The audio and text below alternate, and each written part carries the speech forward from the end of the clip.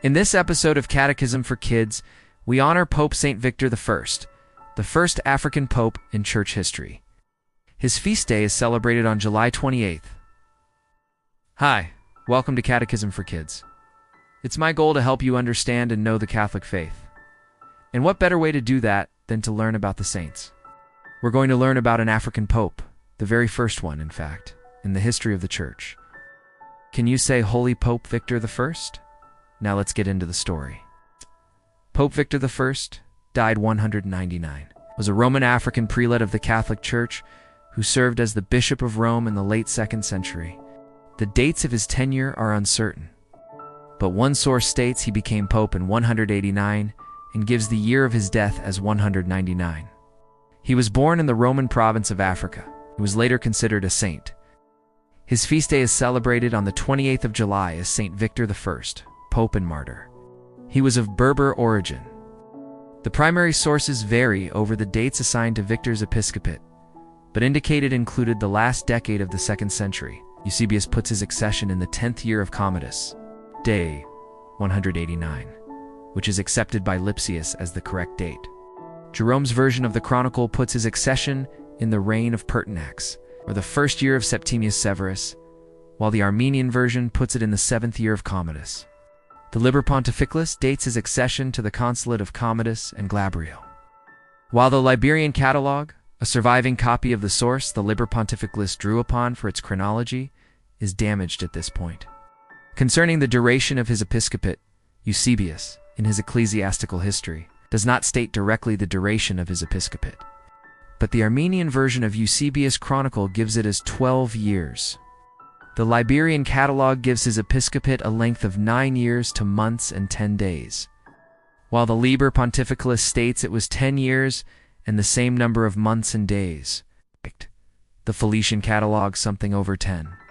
Finally, Eusebius in his history states Zephyrinus succeeded him about the 9th year of Severus, while the Liber Pontificalis dates it to the consulate of Laternus and Rufinus.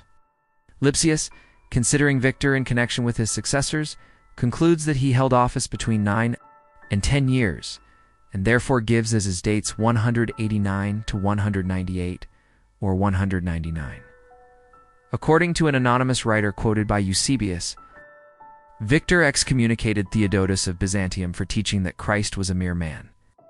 However, he is best known for his role in the Quartodeciman controversy. Prior to his elevation, a difference in dating the celebration of the Christian Passover, Easter, between Rome and the bishops of Asia Minor had been tolerated by both the Roman and Eastern churches. The churches in Asia Minor celebrated Easter on the 14th of the Jewish month of Nisan, the day before Jewish Passover, regardless of what day of the week it fell on, as the crucifixion had occurred on the Friday before Passover, justifying this as the custom they had learned from the apostles. For this, the Latins called them Quartodecimans. Synods were held on the subject in various parts in Judea under Theophilus of Caesarea and Narcissus of Jerusalem. In Pontus under Palmas in Gaul, under Irenaeus in Corinth under its bishop Bacillus at Osrhoene, in Mesopotamia and elsewhere, all of which disapproved of this practice and consequently issued by synodical letters declaring that, on the Lord's day, only the mystery of the resurrection of the Lord from the dead was accomplished, and that on that day only we keep the close of the Paschal fast. Despite this disapproval, the general feeling was that this divergent tradition was not sufficient grounds for excommunication. Victor alone was intolerant of this difference and severed ties with these ancient churches, whose bishops included Polycrates of Ephesus. In response, he was rebuked by Irenaeus and others, according to Eusebius. And why did he want to bring the bishops together? Well, at that time, not everyone celebrated Easter on the same day. Some Christians in the East celebrated it on one day, and some in the West on another. And the Pope wanted to fix that. He wanted everyone in the whole church to be together and celebrate the resurrection of Jesus on the same day as one big happy family.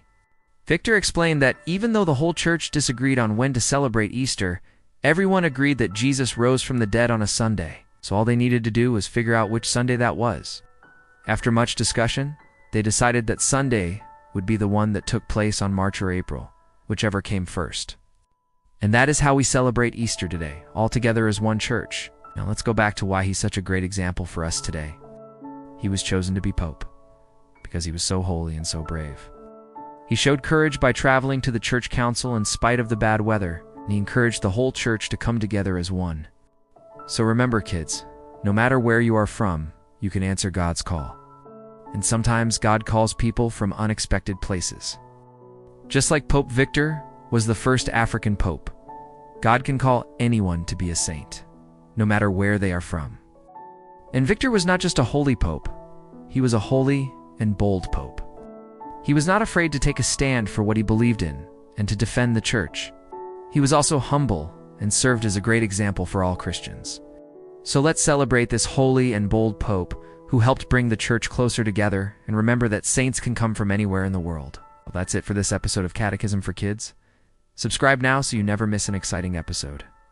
And remember, stay humble, stay holy, and be bold. Thanks for watching. See you next time.